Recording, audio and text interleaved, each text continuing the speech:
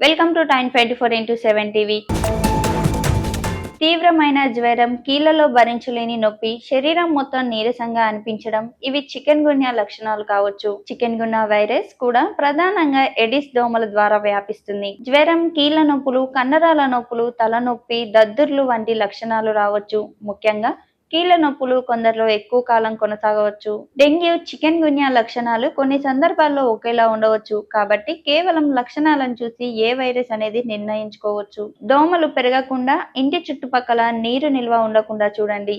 దోమతెరలు, రిపెలెంట్లు ఉపయోగించండి. జ్వరం వచ్చినప్పుడు తగినంత ద్రవాలు తీసుకోవడం, విశ్రాంతి తీసుకోవడం ఉపయోగకరం. అయితే మందులు, ముఖ్యంగా పెయిన్ కిల్లర్లు స్వయంగా తీసుకునే ముందు వైద్యుల సలహా తీసుకోవాలి. దోమల నియంత్రణే చికెన్ గున్యా నివారణలో కీలకం. షేర్ చేయండి, లైక్ చేయండి, సబ్స్క్రైబ్ చేయండి.